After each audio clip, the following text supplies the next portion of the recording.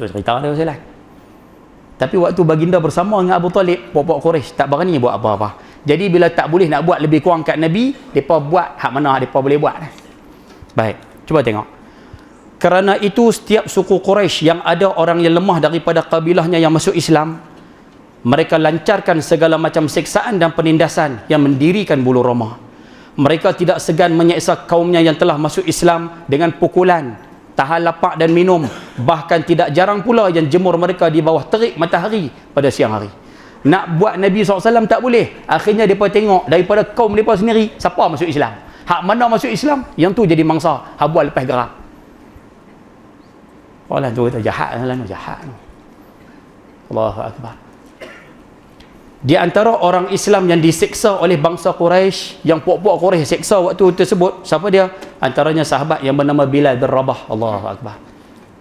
Nah, sahabat yang bernama Bilal bin Rabah. Sahabat yang sangat-sangat mencintai Nabi SAW. Allah. Sampai bila baginda wafat, dia tak boleh duduk di kota Madinah. Tak tahan. Duduk kota Madinah, nampak sini teringat Nabi. Tengok sini teringat Nabi. Tengok sini teringat Nabi. Lagi kali tak boleh tahan. Dia jumpa Sayyidina Abu Bakar, kata, wahai Abu Bakar, aku nak keluar daripada Madinah ni, aku nak pergi ke Syria. Sayyidina Abu Bakar kata, duduk dulu lah. Duduk dulu. Siapa nak jadi muazzin kami? Duduk dulu. Oleh kerana menghormati Sayyidina Abu Bakar, Bilal bin Rabah duduk juga di kota Madinah. Tapi zaman Sayyidina Umar, dia tak tahan dah. Dia pergi ke Syria berjihad. Allahu Akbar.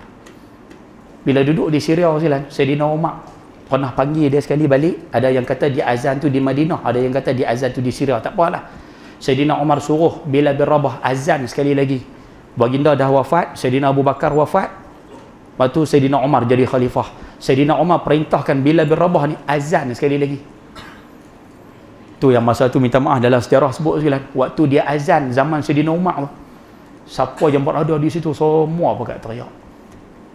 Hampir berapa ribu sahabat masa tu yang dengar azan tu semua teriak pasal teringat inilah azan yang sentiasa berkumandang pada zaman Nabi SAW.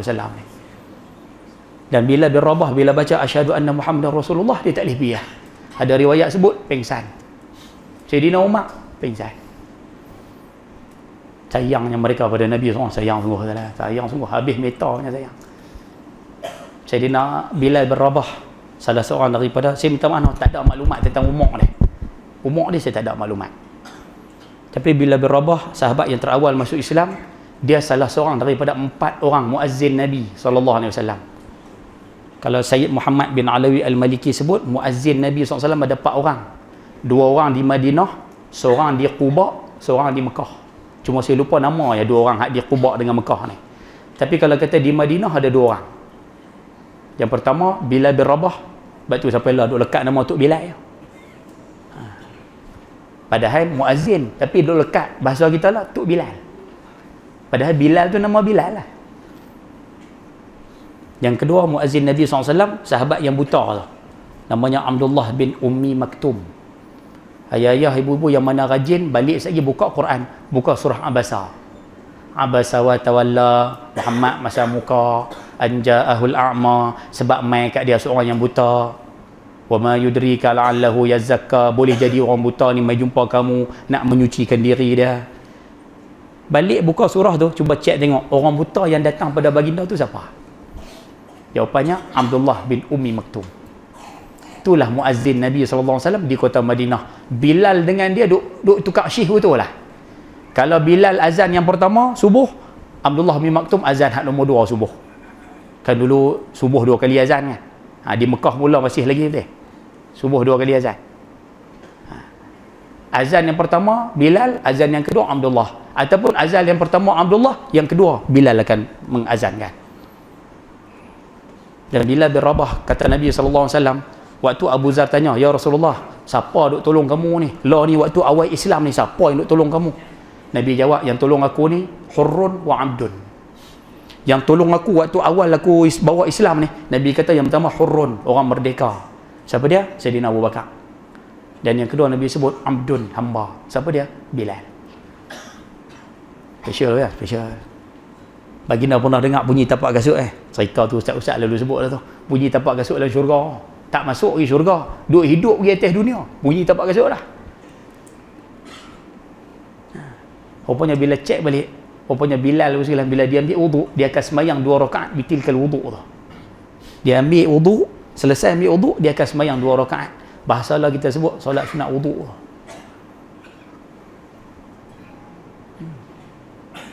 Lepas tu bila sebut tajuk wuduk ni, boleh tak kita minta tolong ayah-ayah, ibu-ibu sekalian, minta tolonglah.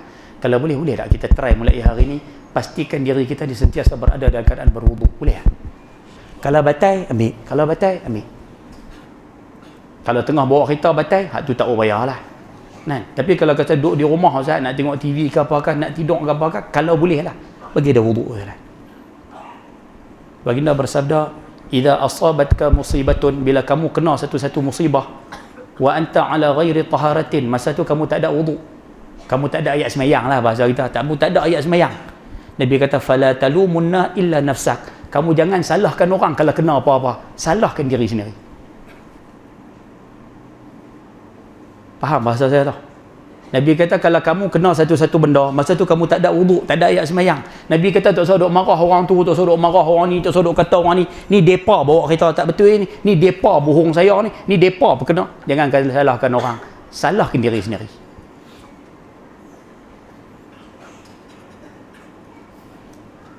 Faham ke hidup kata orang tu? Tapi dia kata Taman Selesih memang 24 jam berwuduk, hak tu yang kemah.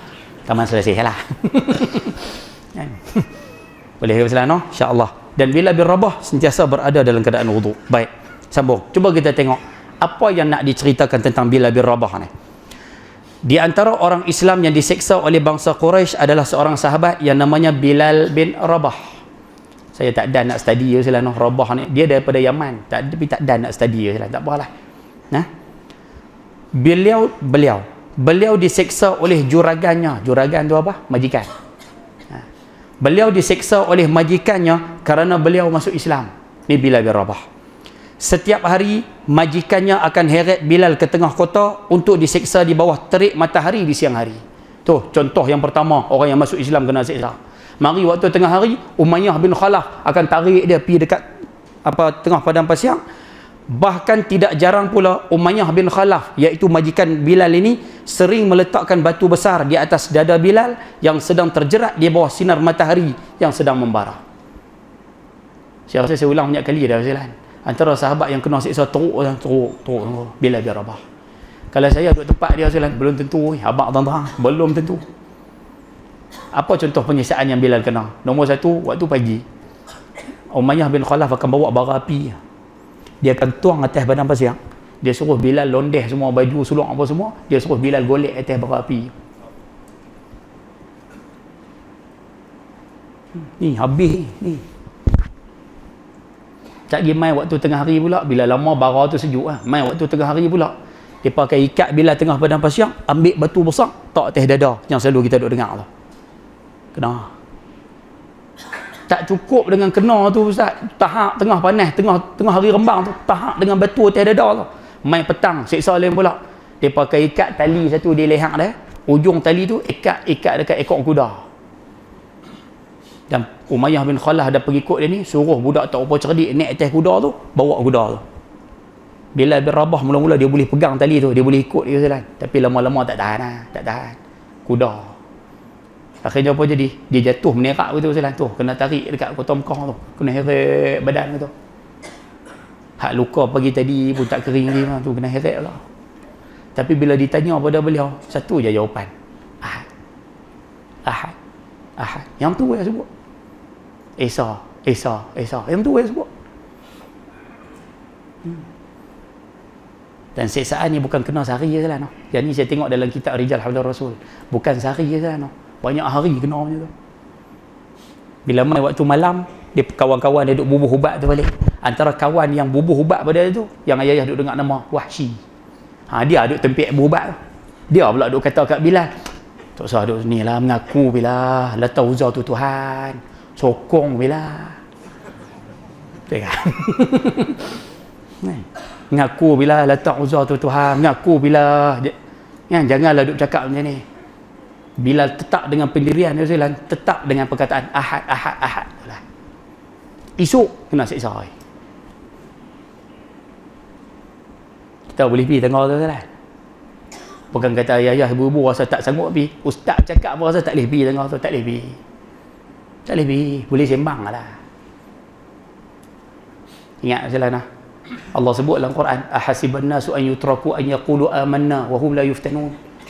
Allah kata, adakah manusia ni duk perasan kata dia boleh bercakap dia orang beriman, dia orang beriman, dia orang beriman, wa hum la yuftanun, sedangkan dia belum kena test, dia belum kena uji. Walaqad fatanna alladhina min qablihim, Allah kata aku dah uji dah orang-orang dulu. Fala ya'lamanna Allahu alladhina sadaqu, dan aku tahu yang mana hak betul-betul beriman. Dia mengaku kata dia beriman, dia kena test, dia kena uji, dia tetap dengan keimanan dia. Allah kata kami tahu yang mana yang betul-betul beriman. Wala ya'lamanna al-kadhibin, kami tahu hak mana hak jenis pembohong. Mulut dia cakap beriman, beriman, beriman, kena test sikit, nampak serupa macam orang tak beriman. Mulut bercakap, kita kalau kena apa-apa kena sabar. Cantik dah, mulut bercakap waktu sihat tu, kita kena apa-apa kena sabar. Tu, tengok-tengok keluar motor hilang luang dia maki berkendak. Tak sat baru duk sebut tajuk sabar. Kita kena sabar, kita kena ujian pun kena sabar. Tu tanda Tuhan sayang kat kita. Cik, waktu tak kena. Waktu kena tu silan, masa tu baru tahu dia ni betul-betul bercakap betul ke atau pembohong ni. Cuba cek kita tengok silan. Agak-agak kita duduk kategori mana?